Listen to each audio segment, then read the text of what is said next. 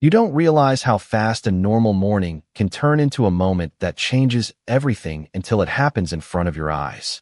The suburban morning air in Atlanta, Georgia felt calm, almost routine, as cyclists and commuters moved through the wide bike lane bordered by tall oak trees and storefronts just beginning to open. Among them was Alicia Monroe, a 35-year-old black woman riding a matte black road bike with steady rhythm, her posture upright, controlled, and disciplined. She wore a fitted athletic jacket, dark leggings, and a small tactical backpack that blended seamlessly into everyday fitness gear, giving no indication of anything beyond a normal morning commute. Her breathing was even, her focus forward, her movements precise, as if every turn of the pedal followed a calculated internal timing. Behind her, unnoticed at first, a marked police cruiser slowed slightly, matching her speed. Officer Daniel Brooks, a 45-year-old white male officer with over a decade of field experience, observed her from inside the vehicle with a narrowed, analytical gaze, his attention drawn not by certainty, but by a vague dispatch note referencing suspicious cycling behavior in the area. The report was incomplete, but in his line of work, incomplete information often became the starting point of action. He activated his indicator lights briefly, then pulled forward to position himself ahead of her path near an intersection where the bike lane merged with the sidewalk crossing. Alicia continued pedaling forward without hesitation, maintaining her rhythm as she approached the intersection, only slightly slowing as the signal light turned yellow. The cruiser stopped at an angle that subtly redirected pedestrian flow, and Officer Brooks stepped out with measured confidence, adjusting his uniform as he closed the door behind him. His expression carried professional seriousness, not aggression, but certainty shaped by procedural habit. Alicia came to a smooth stop at the edge of the bike lane, one foot lightly touching the ground, her eyes lifting to meet his without visible alarm. Around them, the morning continued, people walking, cars passing, a distant bus engine humming.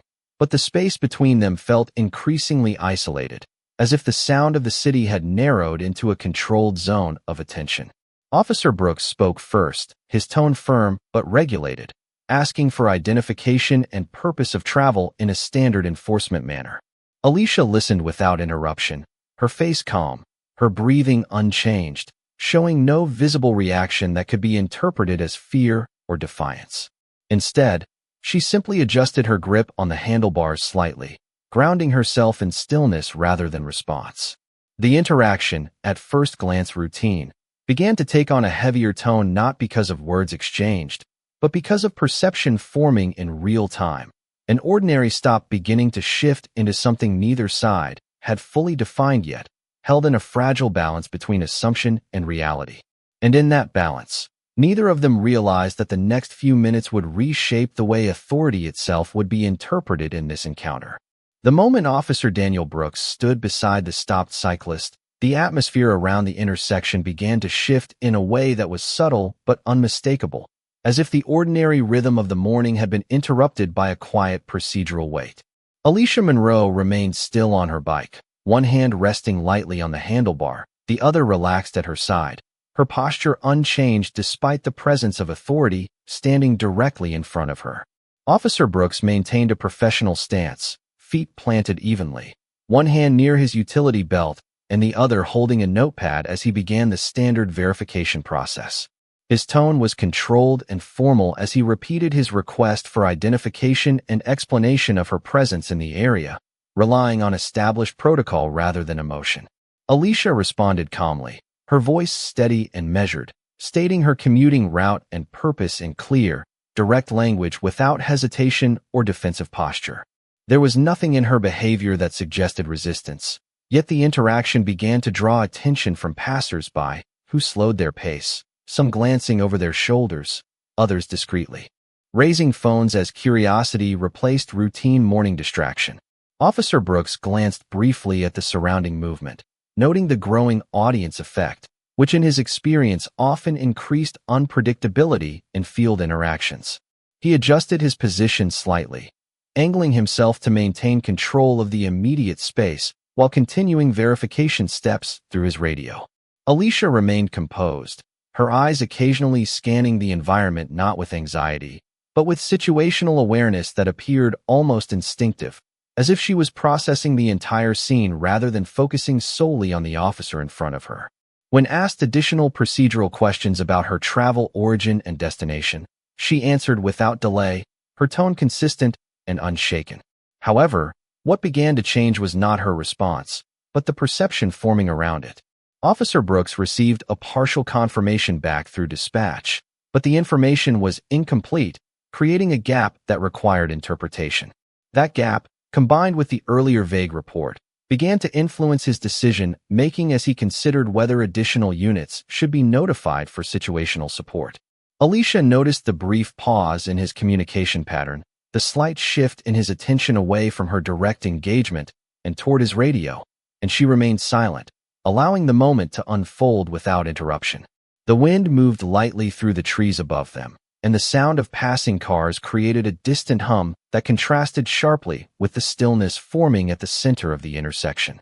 Officer Brooks ultimately requested backup as a precautionary measure, not due to visible threat, but due to procedural caution, and that decision subtly changed the emotional temperature of the scene.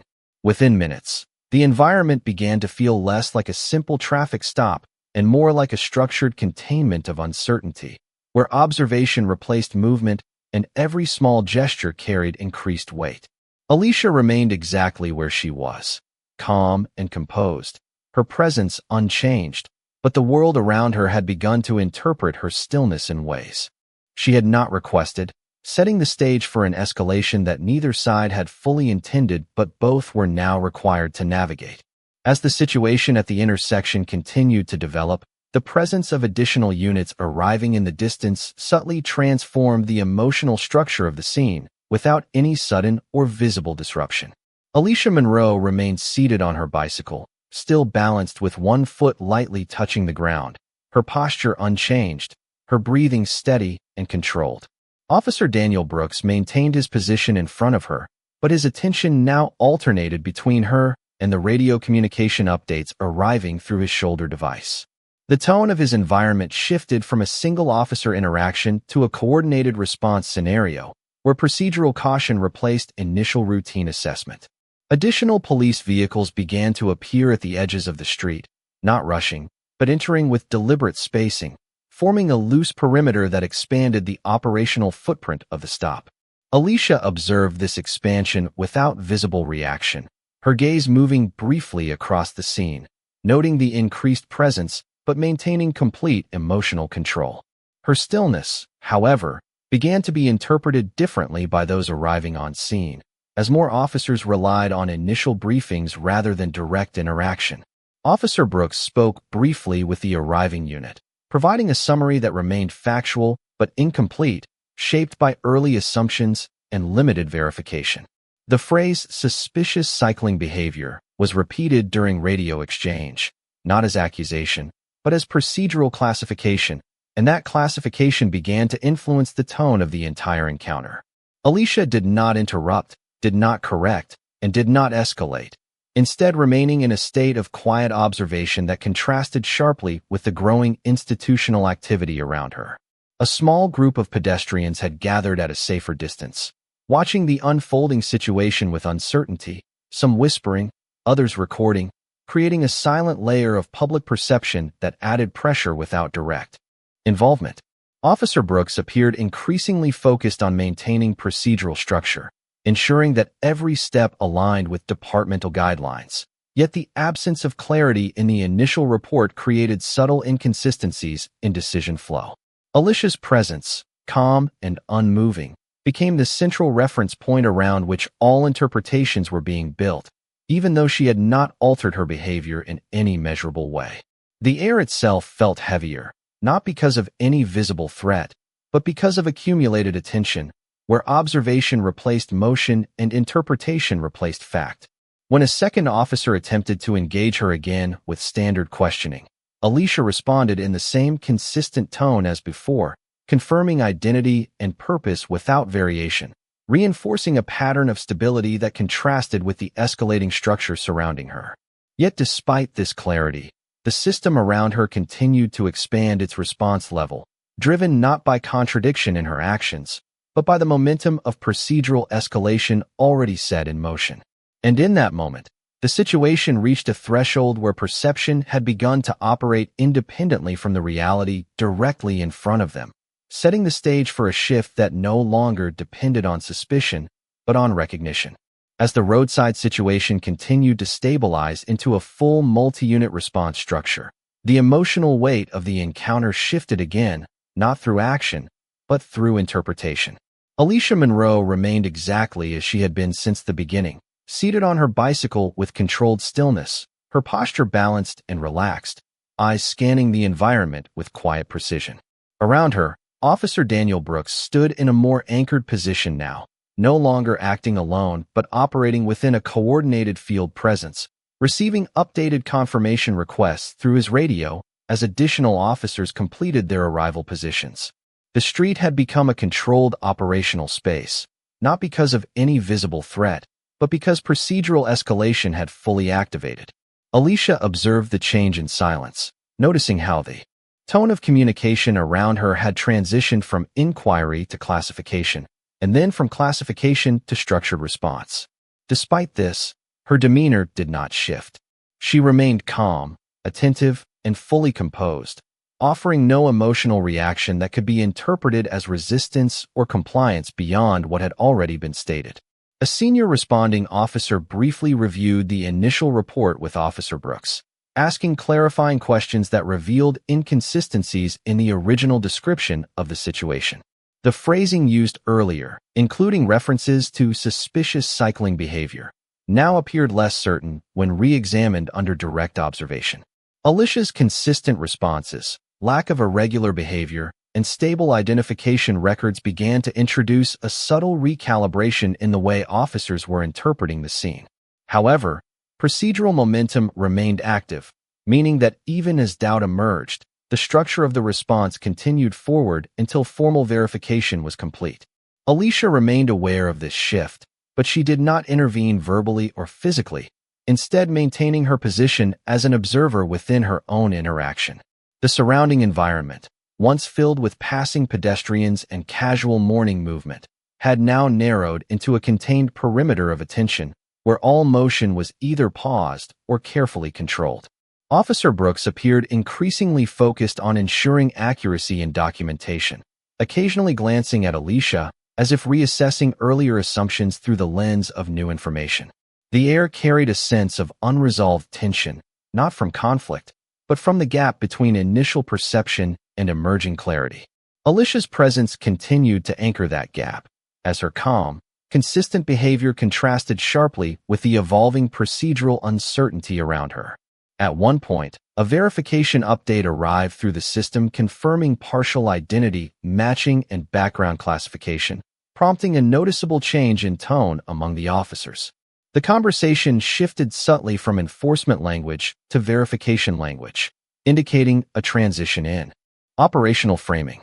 Alicia remained still through this entire process, her expression unchanged, allowing the system to complete its reassessment without interference. And as the final layers of confirmation began aligning in real time, it became increasingly clear that the situation was no longer about suspicion or suspicion management, but about recognition of identity within a system that was still catching up to what was already standing in front of it. As the verification process reached its most critical stage, the entire scene at the intersection shifted into a state of controlled stillness, where every participant was now waiting on system confirmation rather than human interpretation. Alicia Monroe remained seated on her bicycle in the same balanced posture she had maintained since the beginning, her hands steady on the handlebars, her expression calm and unchanged, showing no visible sign of stress or reaction despite the increasing number of officers and vehicles surrounding her. Officer Daniel Brooks stood a few steps away, now partially turned toward his radio unit and the senior responding officer, listening closely as updated information continued to arrive in fragments. The earlier uncertainty that had driven the escalation was beginning to dissolve, replaced by structured data verification that no longer aligned with the initial assumption of suspicious behavior. Alicia's identity confirmation continued to process through the system, and with each passing moment, The language used by responding units shifted subtly from precautionary enforcement terms to procedural validation terms. The environment itself felt different, not because anything physically changed, but because the meaning of every action was being rewritten in real time through new information. Officer Brooks adjusted his stance slightly, his posture less rigid than before, as he processed the implications of the updated verification signals. He glanced briefly toward Alicia, not with suspicion anymore, but with a measured reassessment, as if comparing earlier assumptions with current confirmed data. Around them, other officers began to reduce active containment positioning, transitioning into a lower alert configuration that reflected the updated status feed. Alicia remained silent throughout this transition, her composure uninterrupted, her breathing steady, and her focus forward, as if she had anticipated the pace of this resolution from the beginning. The public presence that had gathered earlier had now thinned, with most bystanders either moving on or lowering their attention as the intensity of the moment began to fade. The system confirmation finally aligned, and the language exchanged over radio channels shifted clearly into acknowledgment of misclassification and procedural reset. There was no dramatic reaction from Alicia, no visible change in emotion, only a continuation of stillness that now carried a different meaning in the eyes of those observing her. Officer Brooks received the final confirmation and responded with a brief acknowledgment, his tone noticeably more restrained than before, reflecting the shift from enforcement posture to corrective awareness. The tension that had defined the earlier moments was no longer present in the same form, replaced instead by a quiet recognition that the situation had been built on incomplete interpretation rather than factual behavior. Alicia finally adjusted her position slightly on the bicycle, preparing to resume her route, her presence unchanged but now fully recontextualized within the minds of the officers who had engaged her. And as she prepared to continue forward, the intersection that had once been a site of escalation began to return to its normal rhythm, leaving behind only the memory of how quickly perception can construct authority where none was actually required. As the final procedural confirmation settled and the intersection gradually returned to its natural flow, the atmosphere that had been compressed by layers of misunderstanding and verification began to loosen, allowing the ordinary rhythm of the city to reemerge. Alicia Monroe remained seated on her bicycle for a brief moment longer, not because she was restricted, but because she was observing the last traces of institutional adjustment unfold around her. Officer Daniel Brooks stood at a respectful distance now, his posture no longer rigid with enforcement intent, but instead grounded in a quieter awareness shaped by the updated confirmation results that had fully replaced the earlier assumptions. The surrounding officers, once arranged in a structured containment pattern, had already begun to disperse into standard positioning, their attention no longer fixed on a single focal point, but redistributed back into general duty awareness. Alicia's presence remained unchanged in essence, but the meaning assigned to it had shifted completely within the shared understanding of those who had responded. Without any verbal declaration or dramatic gesture, she slowly placed both feet onto the pedals, re-establishing her balance with the same controlled precision she had shown from the beginning. The movement was smooth and unhurried, signaling not departure under pressure, but continuation of her original intent that had never actually been interrupted in her perception. As she began to ride forward, the bicycle wheels moved with steady rhythm along the cleared bike lane, carrying her past the point where the confrontation had occurred. Officer Brooks watched her for a brief moment, his expression reflecting a quiet recalibration of judgment, as if replaying the sequence of events through the lens of confirmed identity rather than initial assumption. There was no verbal exchange at this stage, no procedural follow-up that required escalation, only the residual acknowledgement that the system had corrected itself after acting on incomplete interpretation. The street, once filled with clustered vehicles and layered authority presence, now began to breathe again as emergency spacing dissolved and normal traffic patterns resumed. Pedestrians who had paused earlier resumed walking, some glancing briefly at the departing cyclist before continuing on with their day, while others returned fully to routine without further attention. Alicia continued forward without turning back, maintaining the same composed posture and steady pace she had demonstrated from the start, her focus aligned with her original destination rather than the moment that had briefly redirected her path. Behind her, Officer Brooks remained stationary for a few seconds longer, then slowly turned back toward his vehicle, already transitioning mentally from corrective reflection to procedural documentation. The scene, though no longer active in appearance, left behind a subtle imprint on those who had witnessed it directly, not because of escalation, but because of how quickly interpretation had shaped reality before being corrected. As Alicia moved farther down the road, her figure gradually blended back into the ordinary movement of the city, but the perception of those who had been present did not immediately return to its previous state. Something had shifted in the way the encounter was understood, not through force or conflict, but through recognition that clarity often arrives after assumption, and that authority in a moment is not always aligned with truth.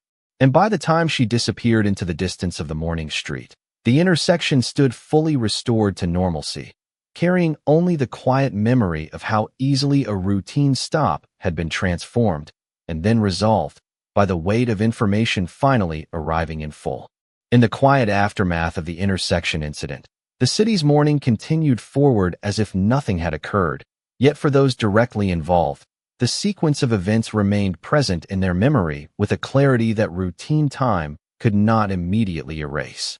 Alicia Monroe had already traveled several blocks from the original location, her bicycle maintaining the same steady rhythm as before, her posture unchanged, her breathing controlled and even, as though the interruption in her route had been nothing more than a brief pause in an otherwise uninterrupted path. The streets around her returned to their familiar flow, cars passing at regular intervals, pedestrians moving with everyday purpose, storefronts opening fully as the day progressed into normal business hours. Despite this outward normalcy, Alicia's awareness remained subtly elevated, not from concern, but from the natural discipline of someone accustomed to reading environments in full detail. Behind her, the intersection where the stop had occurred was now fully reintegrated into standard traffic operations, with no visible sign of the earlier multi-unit response that had temporarily reshaped its structure. Officer Daniel Brooks had already returned to his vehicle and resumed standard patrol alignment, his focus shifting back toward routine duties while carrying forward the internal recognition of how quickly assumptions had formed and then dissolved under verified information. In his professional experience, such corrections were not uncommon, yet the clarity of this particular case left a lingering impression due to the speed at which perception had escalated before being corrected. Alicia, however, showed no indication of carrying emotional residue from the encounter. Her movements remained consistent, efficient, and purposeful, reflecting a mindset grounded in discipline rather than reaction. As she continued along the bike route, the environment around her became increasingly ordinary, yet the significance of what had just transpired existed in a different layer of understanding that only those present at the scene would fully register. A few city blocks away, the broader system that had once classified her presence under uncertainty had already updated its records, correcting the earlier misalignment and closing the procedural loop that had triggered the response.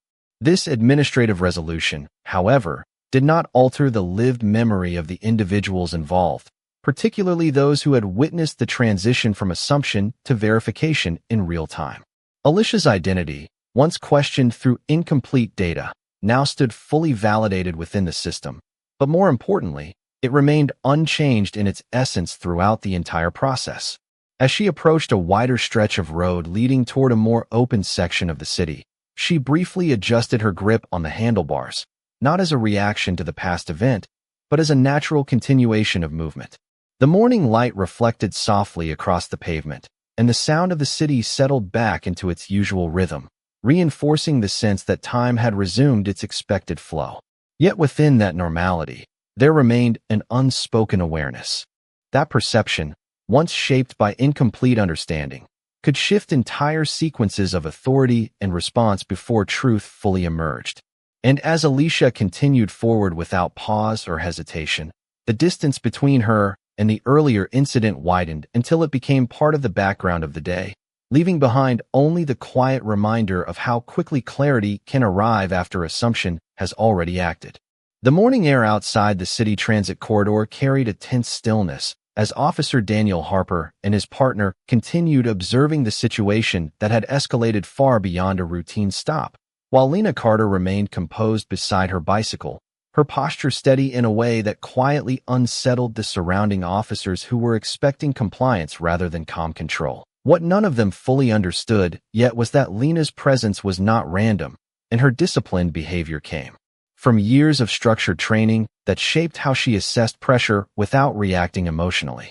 The officers exchanged brief words over their radios, their focus shifting between procedural protocol and the growing awareness that this encounter was not unfolding like any standard civilian interaction, especially as bystanders began to gather at a cautious distance, watching the scene with uncertainty. Lena kept her hands visible and her breathing even, her eyes scanning without panic, not resisting but also not shrinking under scrutiny, which created an uncomfortable contrast against the assumptions being made about her. Officer Harper stepped slightly forward, attempting to reassert authority through tone rather than action, but the response he received was not defiance, only clarity as Lena calmly asked for the reason behind the continued questioning, her voice measured and controlled. The situation became more complex when dispatch confirmed that there had been no active alerts or verified reports connected to her identity, creating a quiet shift in the officer's demeanor as uncertainty replaced certainty. The surrounding environment felt heavier as the realization began to form that they might be dealing with a misunderstanding that had escalated too quickly. Lena's attention briefly shifted to her phone, where a secure contact channel remained available, but she did not immediately use it, choosing instead to remain present in the moment as if evaluating whether escalation was truly necessary. Officer Harper noticed this restraint and misinterpreted it at first as hesitation, but his partner observed something different, a kind of structured calm that did not match their initial assumptions. As the conversation continued, Lena finally spoke more directly, explaining in simple terms that she was not interested in confrontation, but expected procedural accuracy and respect, her words carrying an authority that did not rely on volume or aggression. The surrounding officers began to adjust their stance slightly, no longer as confident in their original assessment, while the crowd's quiet murmurs grew. At that moment, Lena made a decision not to escalate emotionally, but to initiate a formal verification process through official channels. Lifting her phone and placing a secure call that immediately changed the tone of the environment. The reaction was not immediate chaos, but a gradual shift in awareness as officers began to realize that the identity they were questioning might require a level of review far beyond the initial stop.